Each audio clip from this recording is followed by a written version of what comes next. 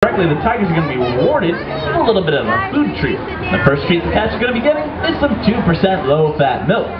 Tigers think of the milk much like we might think of ice cream. First behavior they're going to do for you is called a fighting posture. This is what tigers would use to settle any disputes they might get into. Tigers are going to rise up onto their hind legs, then use those powerful front paws much like a boxer to knock their opponent off balance and thus gain an advantage. One, two tigers. What do you guys think of these two tigers so far?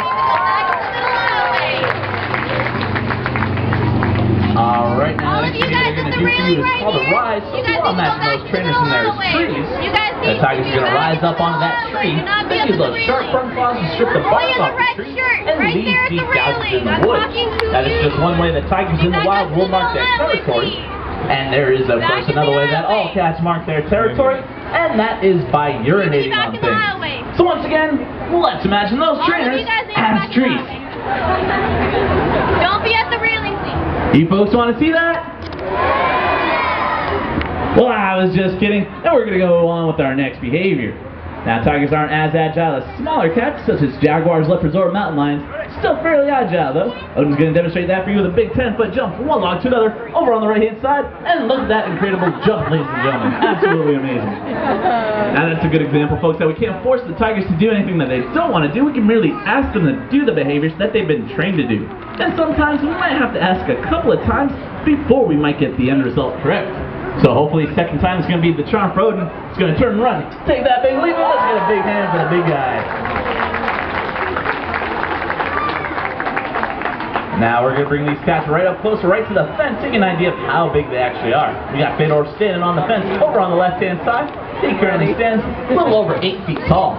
If Odin on the right does the same behavior, he also stands a little over 8 feet tall as well. And if you look closely at the fence while the cats are standing on it, you might notice a few claws poking through. That's a reminder that here at Six Flags, we do not declaw nor defang any of our tigers. In order to work safely with these animals, we have to raise them from the time they're just a couple of weeks old, or spend many, many years being introduced to the tigers by the trainers that did raise them. Something else to keep in mind, folks, is that these cats are not tame or domesticated, they're just well-trained wild animals. And unfortunately, a lot of people try to keep tigers as pets, and to find out the hard way that tigers just never make good pets at all. In fact, in the state of Texas, authorities respond to about 1 mauling per month, usually involving the young children or friends of people that own these animals. Now, our tigers are very cute, and our trainers look very relaxed, for the most part. So that only comes from many years of training with both the tigers and the trainers' routine. So in other words, folks, don't try this at home.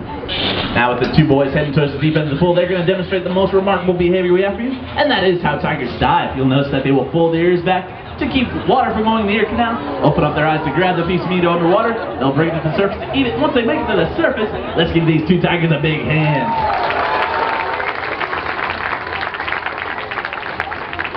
Now, how would you folks like to see that done one more